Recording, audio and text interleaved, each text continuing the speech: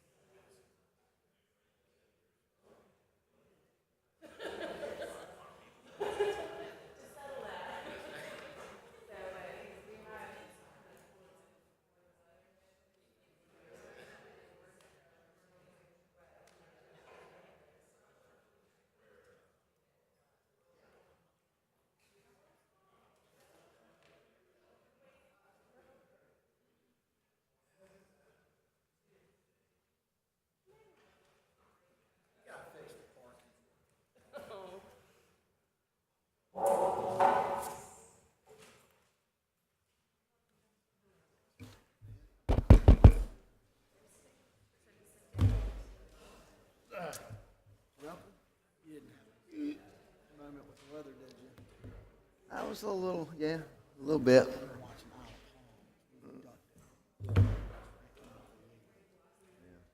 Yes, it was touch and go.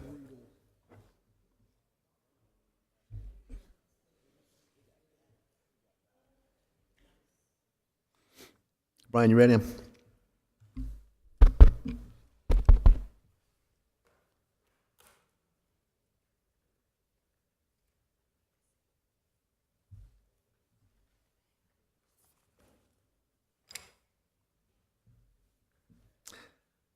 Thank you. I'd like to welcome everyone to the September 12th, 2017 meeting for the City of Columbia Board of Zoning Appeals. I'm Chuck Sally, and I serve as chair of the board.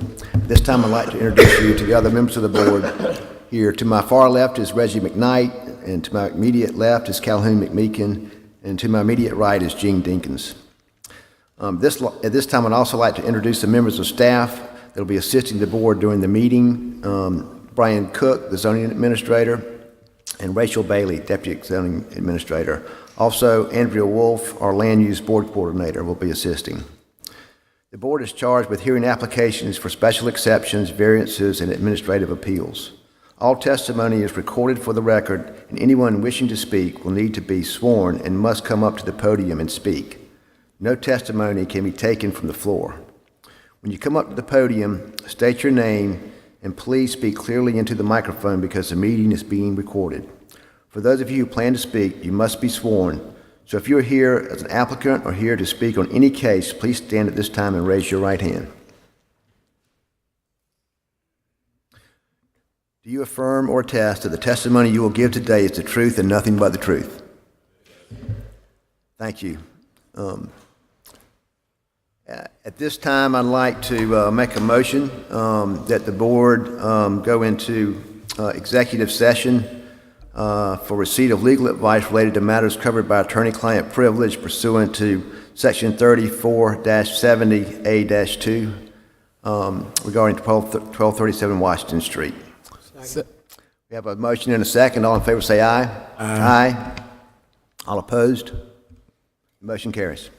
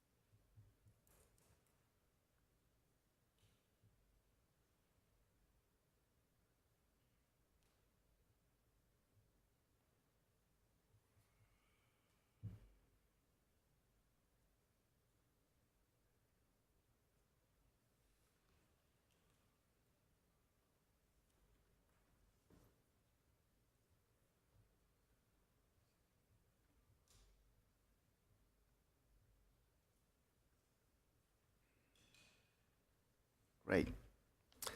I'd like to make a motion that we come out of executive session. Second. We have a motion and a second.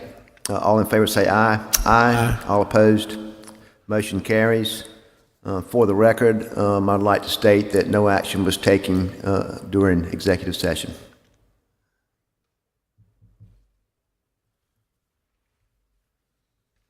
Brian, turn it over to you. Thank you, Mr. Chairman. We'll start with the consent agenda today. Item 1 on the consent agenda is approval of last month's minutes. Item number 2 is case number 3. That's 2017-0068 special exception. That's 5480 Forest Drive. Tax map 16, 710, 02, and 01. A special exception to establish a drive-through facility for a restaurant. The other item on the consent agenda is 2017-0070 special exception at 2513 Gervais Street. That's 11411 10 and 8. It's a special exception to establish a food covered enclosure for growing food crops. Now, the consent agenda is used by the board to approve non-controversial or routine matters by a single motion and vote. A member of the board or a general public would like either of those items removed from the consent agenda at this time, that item will be removed from the consent agenda and considered during the meeting. Then the board then approves the remaining consent agenda items. So if anyone in the audience today would like item number 3 at 5480 Forest Drive, or item number 4 at 2513 Forest Drive, or any member of the board would like either of these cases removed from the consent agenda, now would be the time to get the chairman's attention.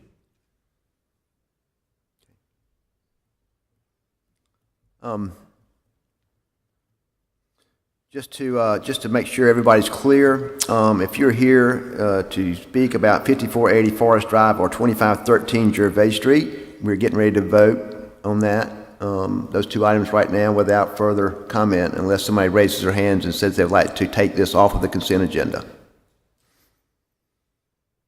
Seeing no one, I make a motion to approve the consent agenda as presented pursuant to the application and subject to all of the terms and conditions recommended by staff. Second. We have a motion and a second. All in favor say aye. Aye. All opposed? The motion carries. Moving to the regular agenda, item number 5, 2017-0062 variance. Mr. Dinkins has submitted a recusal for this particular item as his company is working on this project. With said recusal, we do not have a quorum to hear this particular case. Therefore, it will be placed on next month's agenda, barring a special called meeting. The applicant has been informed, and I will touch base with them again. We'll move on to the next case.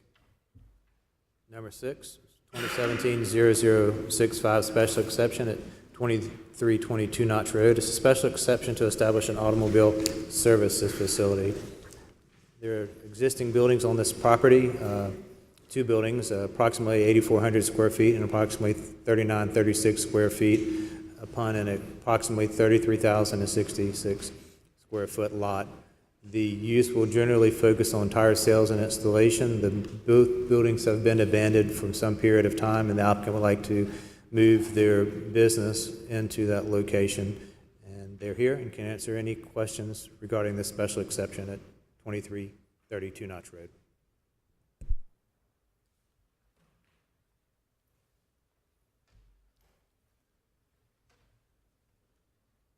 Morning. Yes, sir. Please state your name. Habib Adley.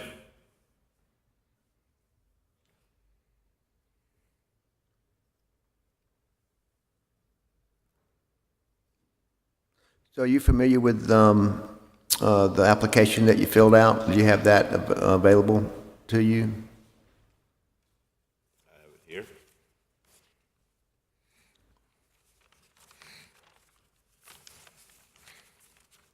So when you filled that out, you gave us answered questions regarding the criteria that are we have to consider when we vote on a special exception. So you may just want to go through each of those criteria and explain how your business would Okay. meet that.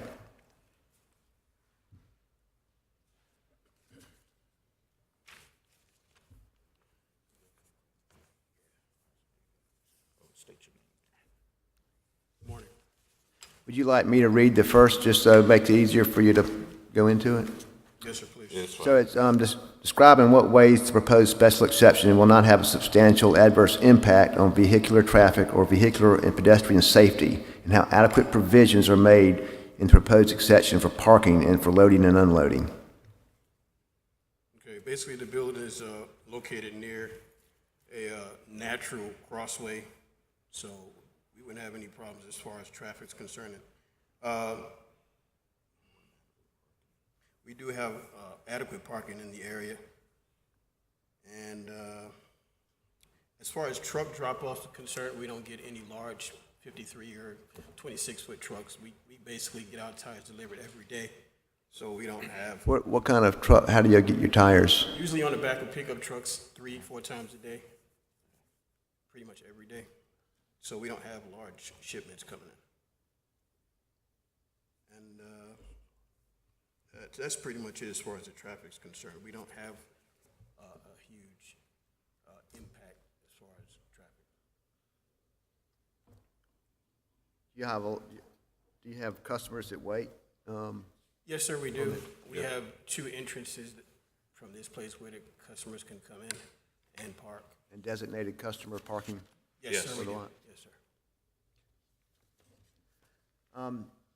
Describing in what ways the proposed special exception will not have a substantial adverse impact on adjoining properties in terms of environmental factors such as noise, lights, glare, vibration, fumes, odors, obstruction of air, or light and litter.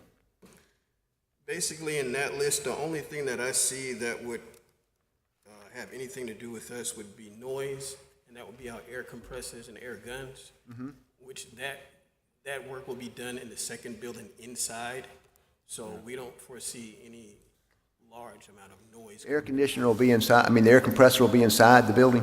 Yes, air sir. compressor, yeah. Yes, sir. And the air compressor is audible probably up to 60 feet. So We usually outside, have- if it's outside, it's audible up to about 60, 70 feet. So inside the building, that'll substantially lessen that noise. Describing what ways the proposed special exception will not have a substantial adverse impact on the aesthetic character of the area to include a review of the orientation and spacing of the buildings. All right. Well, the good thing, the reason that we're moving now is that the state is doing some road work, so they're actually the ones responsible for moving this. And with that happening, they already have a long list of things that they're ready to do the upfit and upkeep of this property, including shrubbery, signage, lights, just all kind of different things to make this building look a lot better. The parking lot grading, fencing, things that are really gonna make this property look a lot better than what it's looking now. Yeah, and it's also the facade project from the city of Columbia did work on this building. It's been vacant since, so it's, basically just sitting there now. Us being in there, How long has it been vacant? Over a year. it's been more than a year.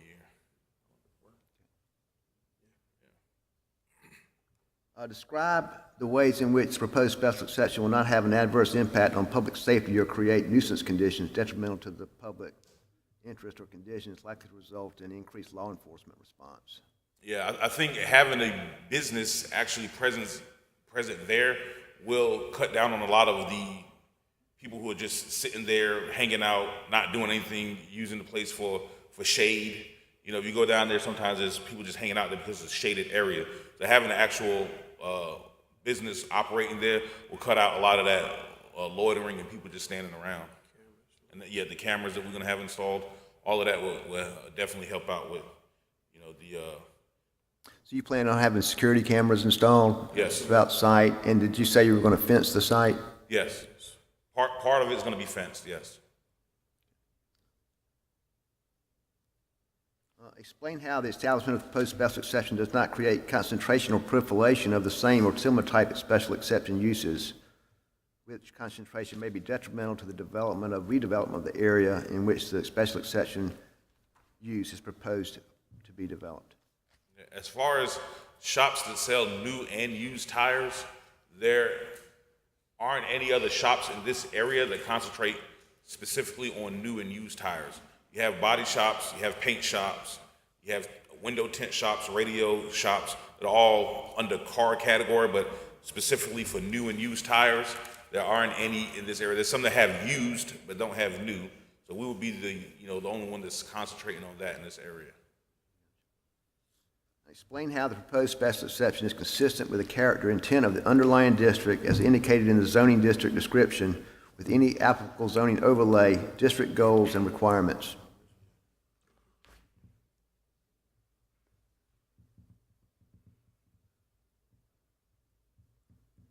Okay, from my understanding of the question, this is what I have written here. The building has recently received a total upgrade with the help of the facade project, and once again with us putting our own money in and money from the state. I don't know if that answers the question.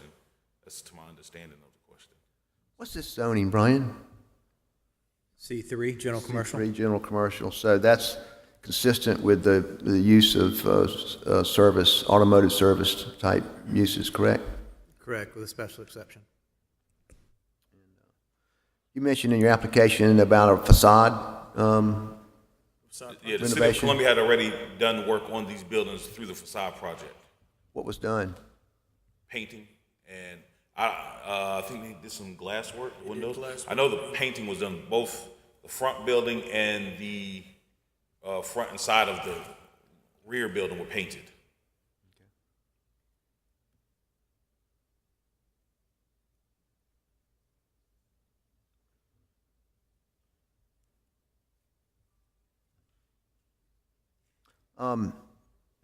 It looks like a lot of paved area. Do you tend to put any kind of landscaping in or anything like that with the development of the site? Two trees, right? Yes, I spoke to the planning department, and basically we agreed that we're gonna plant 2 trees right at the strip where the sidewalk is, and some shrubbery.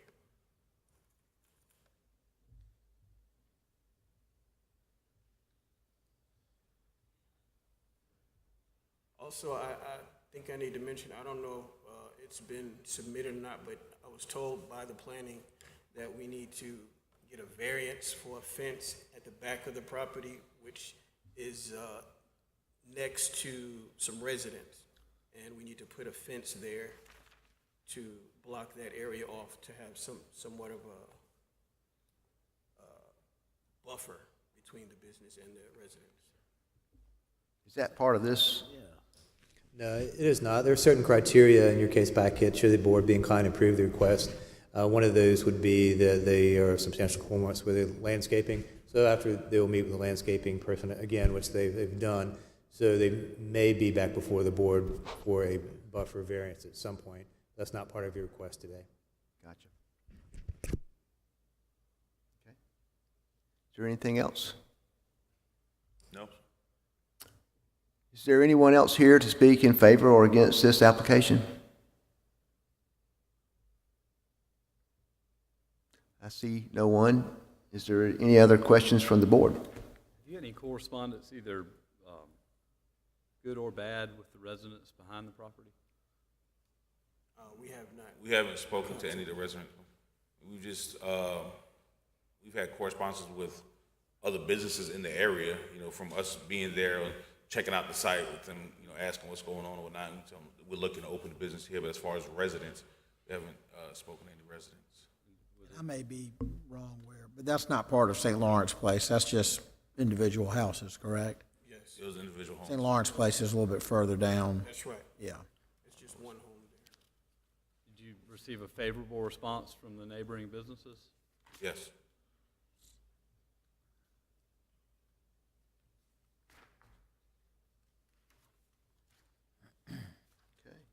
The location that we have now is further up 2 notch, but I mean, all of the residents who are around us have given, very favorable opinions of our business. They visit us on a frequent, even the people who their backyard is up against our shop, come and see us on a regular basis, even if it's just stop by and talk. And we've been there for almost 8 years now. I think that's important.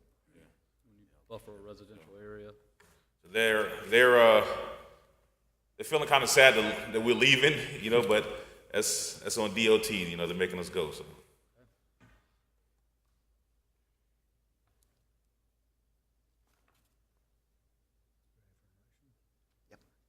Make a motion to approve case number 17-0065 SE, 2330 Two Notch property. This is contingent upon the conditions and the staff comments being met, but I find that the criteria has been met, that there is not any impact on vehicular and pedestrian safety, environmental factors, aesthetics. Granting the special exception would not create a nuisance condition, any kind of threat to public safety. There's not a concentration. It is in character with the surrounding and compatible within the surrounding areas, and would be in the for the good of the public interest and would not adversely affect it. Second. We have a motion and a second. All in favor say aye. Aye. All opposed? Motion carries. Thank you. Good luck.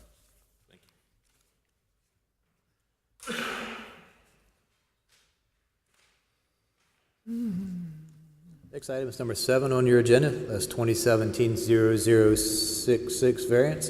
At the intersection of Canterbury Road and Devonshire Drive, tax map 114150408. The variance to the front yard setback requirements to construct a single-family residence. I don't see the applicant today. Is this the same lot that's been before us twice before? Yes, it is. It's a different applicant. Once on And- January the 10th and once on March the 14th of this year. Right, it's a different applicant, and we stress the importance of a house plan to the applicant with his application. Again, he's not here, he was maybe running late. It's up to the discretion of the board whether you'd like to make a motion to move to the end of the agenda or move forward. Did he attempt to make contact with you and let you know that he'll be running late? He or she'll be running late? Oh, okay. So I'll the make a applicant- motion to just I move wonder if he this. came while we were in executive session. Yeah. No, I don't think so. If you, it's obviously your discretion, but if you want to put it to the end of the meeting, give him time. If he doesn't show up, it's your call. But before we begin, I do need to point out that Cox and Dinkins has surveyed this property numerous times, and I've had no discussions with the owners or the applicants since. I just want to make it known to the board that we were hired by the applicants, but I wasn't aware of any of this, and I don't have any problem voting on it or being a part of it, but would be happy to recuse myself if any of the other board members would like for me to do so. I don't believe you have any monetary gain result of this vote, so I don't think there's any. Not at all, recuse just yourself. wanted to make it known because it's, Transparency. part of the record and just to get it out in the open. Yes, Barbara, would you like to approach the podium? Would you mind approaching the podium? I apologize, but we need to do this. No, that's totally fine. I didn't know if it should be put off or, I don't know where John is, but we did meet with him. And at Forest Hills, I think, as you know, we've been through this piece of property many times, for good or bad. And we want to be good neighbors, and we want to have good neighbors. And the McLean's. God, I've just forgotten their name. The applicant is fine. Carrie, yeah, no, not the applicant. Two of my other neighbors just had to leave for other meetings Gotcha. and asked if I would speak for them. We met with with John on this past weekend, and we realize as a neighborhood that we have no historic preservation overlays. We have nothing that can prevent someone other than this particular group doing something that we feel very uncomfortable with. But they have assured us that all of the materials will be good, that the construction will be in keeping with the materials of the neighborhood and the look and the feel of the neighborhood. So as a neighborhood association, we don't have any objection to this moving forward as it is, as long as we understand that it's not setting a precedent for zoning changes of a similar setback nature for other properties in our neighborhood. It's all one at a time, right? Right. So that was half the neighborhood. Thank you very much. Is that, I appreciate you letting us know that, because that's helpful to me, because I know that my concerns, the first two times this came before us, was that there weren't any plans. They were just an arbitrary setback that they requested, and so we didn't know what that meant. We couldn't really determine if that was the minimum necessary, and so I just didn't feel like it was something that we could really vote on based on the criteria that we have to use. And now they have, done that, and literally it's part of the porch that's overhanging into the thing, so it's not like they've, it's just it is minimally, I think, necessary. So I have no problem, unless somebody else on the board objects, moving forward with the criteria based on the application and voting on this. Can we do that? I mean, I agree though. I mean, I don't know if that's. Yeah, I don't see why not, and, Okay. unless you want to get the applicant on the record to confirm any questions or concerns you have. but Just you can asking. proceed. I agree with Chuck. We might as well move this forward. Hearing no objection, I'd like to just kind of go through the criteria here. Oh, and there's the applicant. There he is. So sorry. You good? Check out your phone out first. We were Well, if you just came in for the first time, your timing is impeccable. impeccable. Would you like to approach the podium?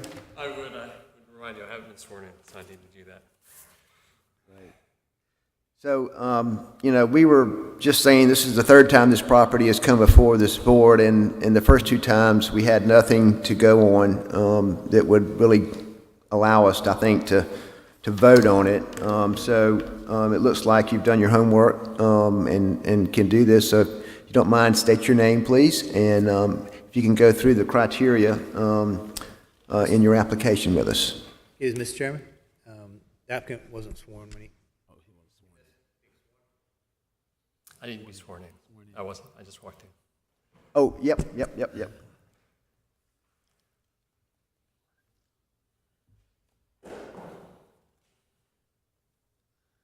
you please raise your right hand? Do you affirm or attest that the testimony you will give today is the truth and nothing but the truth?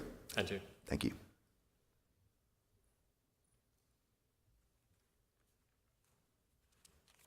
Do you have available the application? I do have it in front of me.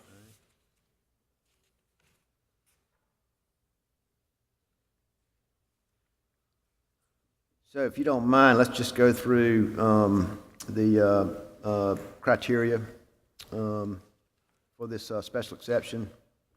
Okay. So, let's see, applicant response to section, So, the first one is describe the extraordinary and exceptional conditions, and the out of the ordinary and exceptional condition of the lot is a very odd-shaped lot. In talking with people at zoning, it does not actually comply to be a corner lot. Corner lot would traditionally have a front, side, back. Due to the fact that the curve that forms essentially two of the four sides is so gradual, the setbacks are essentially two 8 foot deep side yards. So there's two side yards and one kind of big sweeping front yard. Right. And so it's unusual for the neighborhood. Describe how the conditions noted above do not generally apply to other properties or structures in the vicinity. The vast majority of the surrounding properties are pretty straightforward rectilinear lots, so this is an outlier. Describe the ways in which you feel in which the application of the requirements of the zoning ordinance effectively prohibit or unreasonably restrict the utilization of the subject property, With the current front yard setback of 35 feet and two side yard setbacks of 8 feet, the buildable area is essentially slightly less than 39% of the total property that's owned. So, and that's mainly due to the front yard setback. Describe the ways in which granting the variance will not be of substantial detriment to adjacent property or to the public good. In the proposed house design, it maximizes the space between the rear elevation of the proposed house and the adjacent neighbor's backyard, and it maximizes the area behind the home for young children to play in, which I have 3, and it also minimizes earthwork and minimizes tree removal. So if you look on the site, there's trees kind of sprinkled all over the place, but after looking at about 6 different variants on the design, we've settled on the one where the house is essentially pushed to the the eastern side, and so the whole, pretty much half of the property, everything to the left of where the carport would be, that would essentially remain untouched. We'd put up a erosion control line and tell the general contractor, don't go over there. Leave the trees, just leave everything. And I think that's, when I met with there was a group of neighbors that I met with the adjacent neighbors in weeks past, and then recently I met with a group of neighbors who just wanted to talk about it. And of course, they said the name of the development is Forest Hills, so we don't want to cut down all the trees in Forest Hills. So this was a way to minimize the number of trees removed. And then, is this variance request of the minimum necessary? And so one, I'm aware of the background on the property, of course. And previously, what would have been requested was the entire front yard reduced by half. And based on the house design that we have, I'm just requesting just the portion of it, roughly half of that distance reduced. And the rationale for the reduction from 35 to 17 and a half is just, it's also kind of pulled from the zoning ordinance. Do you know what that variance is in feet, the difference between setback and what you're asking for? 17 and a half, it's half. So if it were a corner lot, I believe there's something in the zoning ordinance that says basically if it were a corner lot, half of that distance you could reduce by half.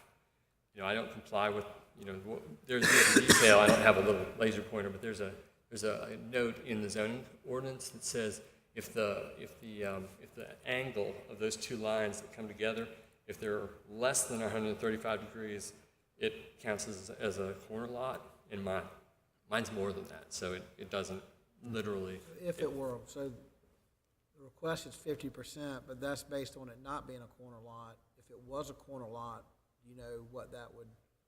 If it was a corner lot, half of that curve would automatically be reduced from 35 to 17 and a half. But it's technically not a corner lot, and that's. You could also make the case that it is a corner lot. I'm real familiar with that. Well, in consulting with the professionals here, they basically told me, no, it's not. So it's not. But I've got a comfort. Yeah. Anyway. Yeah. I think they're essentially what I'm asking is, it's not technically a corner lot, but if we were to call it a corner lot, then we kind of wouldn't really be needing to have the meeting. Tell me again, though. I know that Forest Hills, and rightfully so, some people are not crazy about this, and maybe Barbara can address this, but what trees are going to have to come down? Is there an issue? Maybe I need to ask the question of you and. Yeah, you can ask me and then ask Barbara as well. So we met earlier this week on Sunday night and discussed sort of, it seemed like the crux of the concern for the neighbors was we don't want an inexpensively constructed spec house that someone comes in, builds, and sells, and they're gone. And so. Those have been bringing that premium over on Stratford. I'm not involved in the ones on Stratford. If you say so, great for the developer. But what I, in discussing with them, what I agreed to say today is, if this variance would be approved, I will volunteer to put 3 restrictions on it. that we would go ahead and write into the approval for the variance. The first restriction would be that I, the applicant, my family, would move into the house. The second restriction would be that the house would be constructed essentially to the plans and elevations submitted in the application.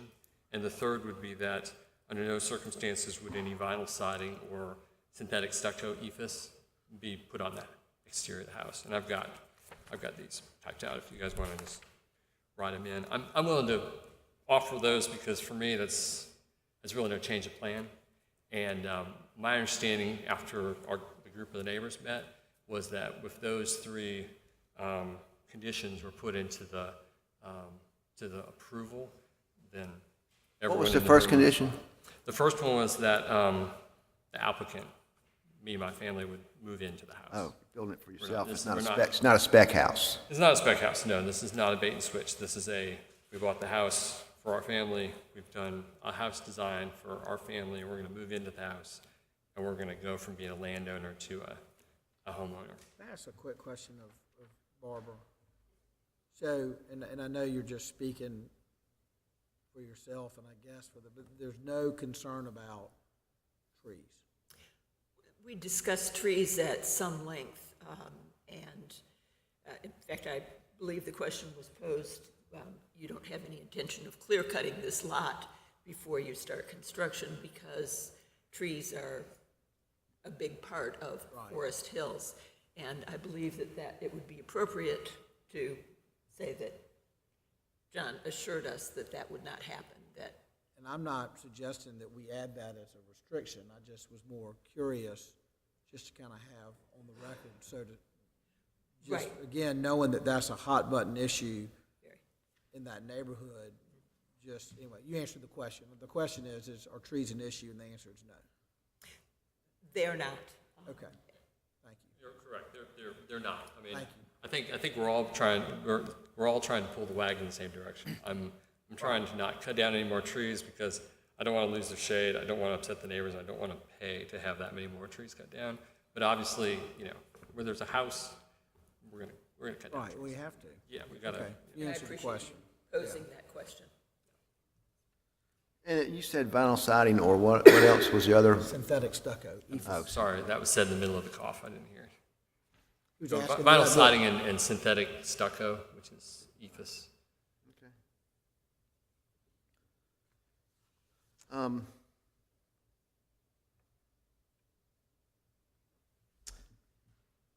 I'd like to make a motion then. And if there's no, excuse me, is there anyone else here that would like to speak in favor or against this application? Sorry, Brian. Yeah, Mr. Chairman, I would probably recommend staying away from occupancy of the building as one of the criteria, just for we don't, as a staff, want to get into who occupies or doesn't occupy a building, if that were one of the criteria you're considering. So it kind of dwells into sticking to the criteria. It kind of opens the door for potential, maybe not in this case, but it opens the door for fair housing questions and things that we probably should just stick to the criteria. Just pointing that particular point out. They don't have private deed restrictions. They certainly can do that on the other side of this. meeting. But it would be, don't you think it'd be appropriate that we stipulate that there will be building substantial compliance with the site plan and elevation provided in the application? Yeah, certainly. I think that would be fine. Just a specific occupancy by the applicant would potentially. Take out the one of his three. Right. Yeah. And we're okay on the vinyl siding and stucco, right? Synthetic stucco. If it goes to the criteria number 3, aesthetics, you can certainly apply that under aesthetics if you'd like. Thank you.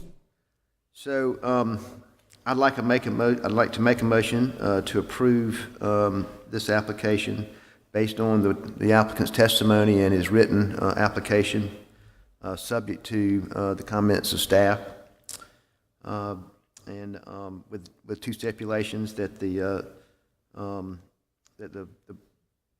building, the house will be built in substantial compliance with the plans and elevations presented to this board, and that the applicant shall not use vinyl siding or synthetic stucco on the exterior of the house during construction. Second. We have a motion and a second. All in favor say aye. Aye. All opposed? Motion carries. Next item is number 8, 2017-0067 variance. It's at 2321 Marshall Street, tax map 11504, 20 and 06. It's a variance to the front yard fence height requirements. Property is zoned general commercial. It has been used in the past as a car wash, kind of drive up, do your self-serve car wash. The applicant is requesting this height variance. There are 7 criteria. Should the board be inclined to approve this application, that staff requests that be made conditions of the approval, and they're listed on the front page of your packet. The applicant is here and can answer any questions.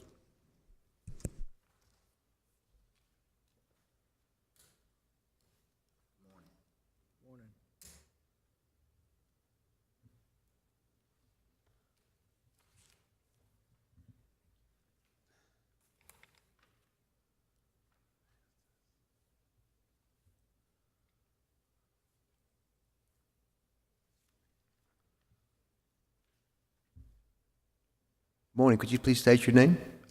My name is Larry Rump. Are you familiar with the criteria that you filled out in your application? Yes, sir. Do you have that available? Yes, sir. Great. Do you want to go through those then, one by one? Would be item number 1. Look at the property. Describe extraordinary and exceptional conditions such as size, shape, topography that pertain to the subject property. The property area is constantly vandalized, used for individuals to relieve themselves, used for prostitution, drug use. Access is too easy. Can I continue, sir?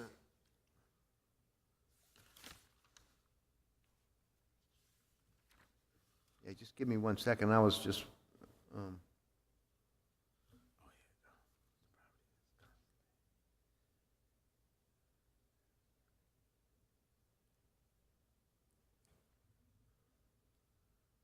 This is simply a variance for a 6-foot fence instead of a 4-foot fence?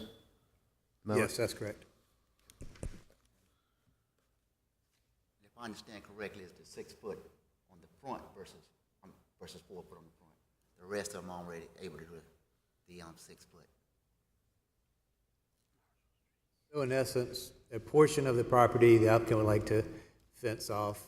Normally, you could do a 4-foot fence without coming to the board. If you were to push it back outside of the front yard setback, say off the major road there, came back 25 feet and put a 6-foot fence, he could do that. But because he's going to encroach within that 25-foot front yard setback is the reason for your request. And the side road, I guess that's maybe Seegers to the north there, he would be looking at 12 and a half of the primary front for that. So any fence within that 12 and a half foot front setback could be no taller than 4 feet in height. We also addressed the corner of the intersection of Seegers and Marshall and discussed the site visibility triangle. And the applicant has said he would work with staff on making sure that that visibility is not blocked at that intersection. So the intent is to fence the entire perimeter of the property line? Yes, sir. Up front, I'm going to do the bottom half, which is closer to 2331. And then later on, I will do the additional part, which is further up toward the Seegers. But initially, I'm just going to do the bottom portion. I want to get the plans done, or the approval for it all. Okay. And so one of the things I want to point out on this 6 foot versus 4 foot, there's one like property in our area, which you see on the map, which is Carlisle across the street. And it would enhance and stay in line with the neighborhood because the property across the street already has a 6 foot fence on the road. So I'm more in compliance than what's already there. And this is for continued use as a car wash? Or? No, sir. On the car wash, I don't intend to operate the car wash. At some point, I'll either extend the property that's next door to 2331, or I'll rent out that property there, but it'll still be in C3. But no, sir, it would not be used as a car wash again.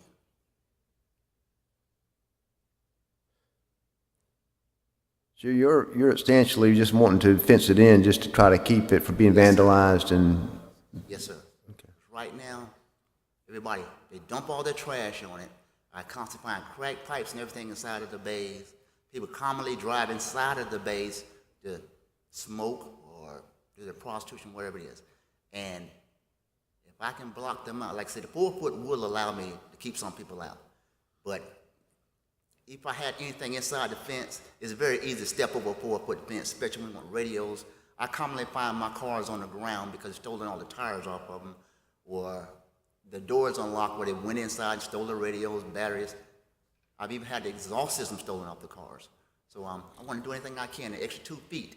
If that stops them from getting into those cars, I'd have greatly appreciate it. That's been an ongoing problem. I used to get the quarters out of that car wash 35 years ago for, I don't know if he still owns it, but for a friend of mine's dad. And I can remember, literally, I'm almost 51, but we were about 15 or 16. We would go and get and kind of clean up, and it was a problem then. Yes, sir. And so much trash gets dumped on the property because at nighttime, nobody's guard. It's very easy for people to pull off the road because it's a large open space. So, like I say, the fence itself is going to help, but the additional 2 feet would help me more than the neighborhood in securing the vehicles. But by securing the property, it would help the neighborhood by pushing the crackheads or pushing the unwanteds further away from me. I know that, or further away from my neighborhood. Because they can't get in the property to do what they want to, they have to find somewhere else to go. Now I would imagine that the church, and we've had other properties come up, I just rode by there this week, but we've had other properties come up, and I know the church is pretty committed to Yes, sir. trying to do things to Without a better doubt. that area right there. So you've kind of done this, but describe the conditions noted above that do not generally apply to other properties or structures in the vicinity. I think you mentioned that it's open, and this is the only security that you would have would be the fence. Yes, sir. There. And then describe the ways in which the application of the requirements of the zoning ordinance effectively prohibit or unreasonably restrict the utilization of the subject property.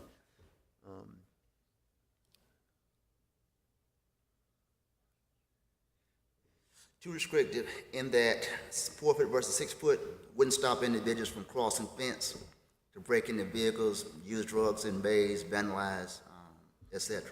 So the fence is a security fence, and so a 4-foot fence is simply inadequate to be utilized as a security fence. And another thing on the 4 foot versus the 6 foot, even though, well, not on the back side because I already have a fence on the back side. I'm thinking you got properties on the back side, and not everybody goes through the neighbor's yard. If by stopping them on the front side, it also stops them getting to the backyard to where they could possibly go to or into the neighbor's yards. I think you mentioned this as well, but describe why granting this variance would not be of substantial detriment to adjacent property or to the public good. And additionally, in what ways will granting of the variance not harm the character of the district? My point was it wouldn't harm the character, is in line with the neighborhood itself or the like properties that are already there. So just keep the neighborhood more uniform. And number 5, is this variance request the minimum necessary? Is the minimum necessary? I would say, sir, like on the minimum, of course, a 4 foot would be secure to an extent, but I really believe that a 6 foot is more necessary and will enhance it, give me further security. Everybody wants to feel secure. And explain how your proposal is in harmony with the purpose and intent of the zoning ordinance and will not be injurious to the neighborhood or otherwise detrimental to the public welfare. Use of fence far inside the property line and greatly enhances the appearance of the neighborhood. The fence itself, like I say, it don't enhance the neighborhood. One, it'll keep it unwarranted. People drive on this property all day long and just park and do whatever. It's a meeting spot. Every worker in town who wants a break, a flat tire or oil change, they pull up right on this property. So as a result, You mentioned people dump trash on the property Yes, as well, and that's not good for the neighborhood. that's correct. I'm cleaning up mattresses. Well, last week, I come in one day, I got mattresses and box springs and stuff thrown on the property. You know, this is stuff that I constantly have to clean up. Right. Is there anyone else here to speak in favor or against this application? Mr. Chairman, just for the record, just clarify, we're not approving a use today. No storage of vehicles or other material is included within this. I can't hear you, Brian. This approval today, should you be inclined to make this approval, is not approval of a use for storage of vehicles or other material.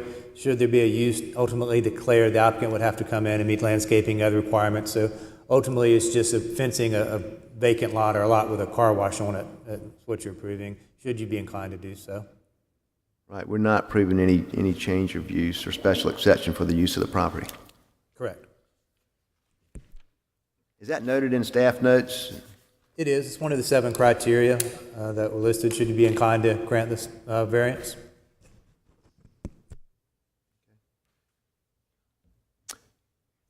I see no one else here to speak in favor or against it. Is there any questions from the board?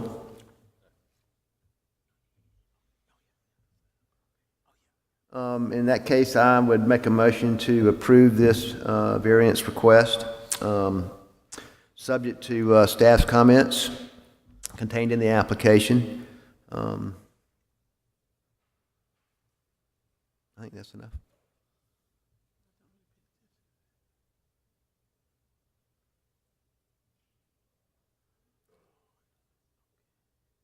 You want me to amend that, or can I get a second to that? Second. We have a motion and a second. All in favor say aye. Aye. All opposed? The motion carries.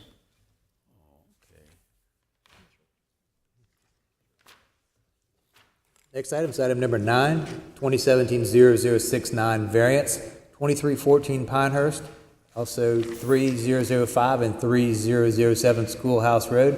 Tax map numbers 11514, 12, 17, 18, and 22. It's a variance to the parking requirements for proposed senior living development. The applicant is here and can answer any questions you may have. Would you please state your name? Kenneth Whitted. Thank you.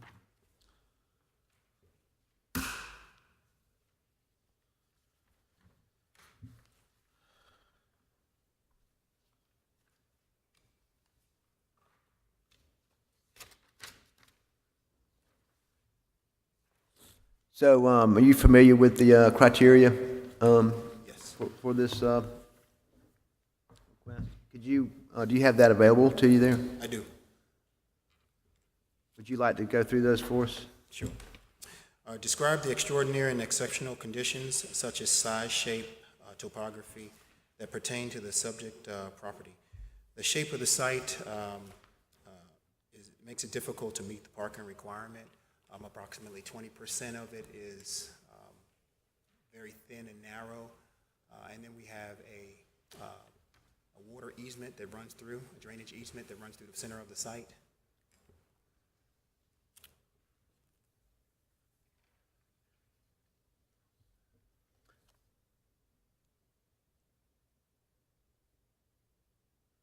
I'm looking at your site plan. Just a quick question, just to familiarize myself with the development. Are those each one of those units a duplex or? Yes, there are duplex units and then there are single units as well.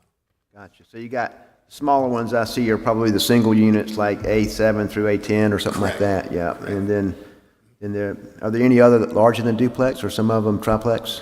Say again? Are any of them larger than a duplex? Have more units than 2? Gotcha. Very good. If you don't mind, please continue. Okay. Describe how the conditions noted above do not generally apply to the other properties or structures in the vicinity. There's the drainage easement, as I mentioned earlier, that runs through the middle of the site, which can't have a roadway on top of it, and the northern portion of the site is approximately 80 feet wide, with the setbacks, which we need to have two-way traffic of 25 feet, along with the green space. So that's not typical to what the neighborhood has. I see that. And so that shaded area in this survey is an actual easement It is for an drainage. Who does that in favor of? Say again. Who owns the easement? I believe the city. I believe it's the city. It's a water easement, though. I know it's. there was some difficulty in trying to find where that actually was, but It looks like it kind of goes and stops at somebody's maybe yard, on the backyard. yes, it does. Okay. Is there a pipe or something there that takes it out, or? Not as of yet. I think part of it is a pipe, and it's part of a ditch as well. Our proposal is to maintain that easement, not do anything with All it. right, so I'm looking at the plat, maybe I'm just misunderstanding this. Which way does the water flow? It flows, High Point is over to the right, or I guess you would say plan east, and then it flows downward to that low point. So it slopes towards Pinehurst, or goes away from Pinehurst? It flows away from Pine, I guess it's west, side to side. It flows in the middle toward those, toward the easement. The Yeah, easement but is once the it gets lowest- into that easement, which way does it go? Does it go towards Pinehurst, or does it go towards the neighborhood? That's what I'm getting at. Not certain about which direction it travels.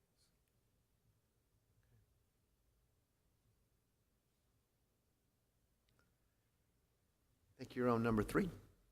Okay. Describe the ways in which the application of requirements of zoning ordinance effectively prohibit or unreasonably restrict the utilization of the subject property.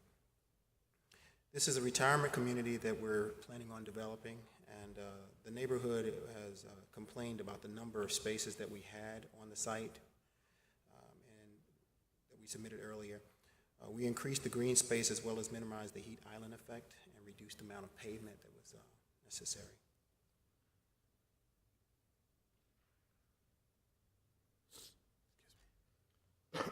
So you mentioned this retirement community? It is. So is it restricted against an age? Is it an age-restricted community? Yes, they have an age restriction in place, and they wrote covenants to make sure that this was available. So there are covenants on the property Yes. restricting it to that? Okay. Describe the ways in which granting of a variance will not be substantial detriment to adjacent property or the public good. Additionally, in what ways will the granting of the variance not harm the character of this district? Since this is a retirement community, the need for vehicular travel is minimized, and so the community has also asked us to reduce the amount of spaces that we have.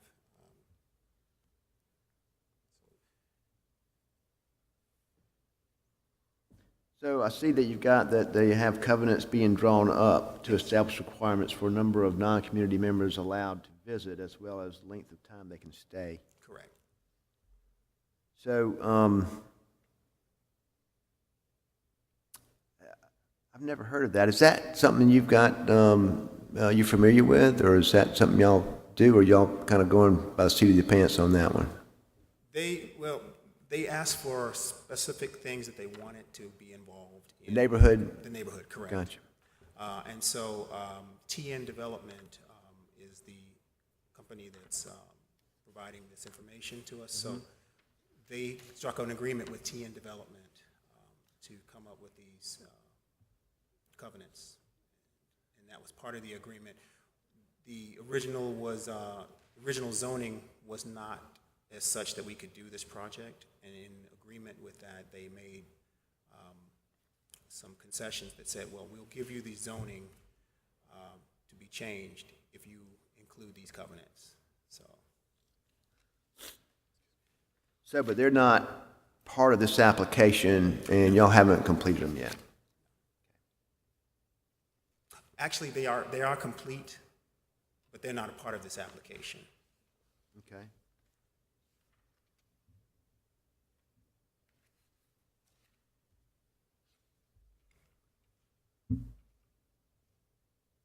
I guess we're on 5. Okay. Is the variance request the minimum necessary, and explain? Yes, the variances that we use is 1.5 per unit, and it's a minimum required, but it's still viable for our project.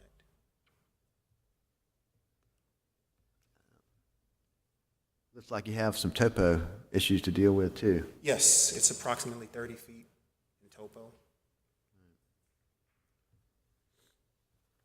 And then number 6. 6, explain how your proposal is in harmony with the purpose and intent of the zoning ordinance and will not be injurious to the neighborhood or otherwise detrimental to the public welfare. The board has voted in favor of doing this in other cases, such as Rosewood Hills, and we feel as though it's not unreasonable request that we're asking to keep in harmony with the community. Instead of having 2 units or 2 parking spaces per unit, we have 1.5, and that comes out to be 78. And I think actually there was it turned out to be 68 on ours, and that's an incorrect number. It's actually 78 spaces. We have modified the picture that you see here to rectify the circumstance. So what we're looking at is 68 spaces, and y'all have changed this site plan to 78? That's the corrected site plan.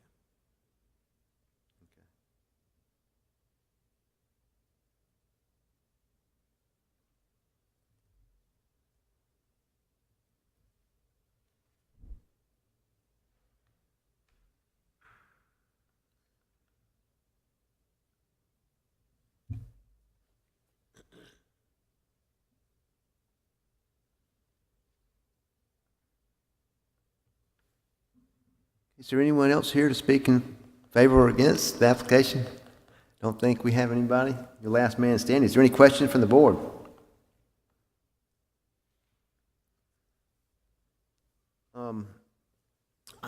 Brian, just in my memory, this seems to be fairly consistent variance with some other multifamily units that we've done, 1.5 from the 2 space. You see anything, really that stand out in your mind as far as this request, this variance request? No, I don't. It is fairly consistent with some other very similar approvals that the board has approved recently, so I have no concerns or comments.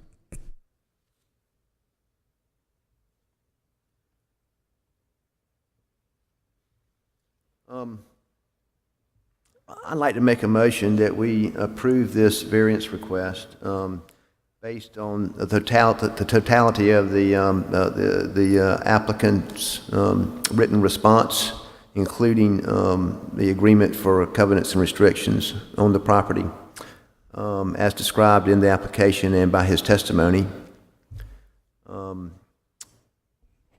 and subject to any of the comments made by staff in the application. We have a motion and a second. All in favor say aye. Aye. All opposed? Motion carries. And we have no other business, Mr. Chairman.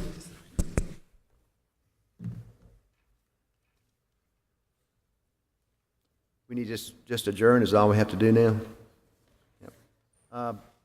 I move that we adjourn. Second. All in favor? Aye. All opposed? Motion carries.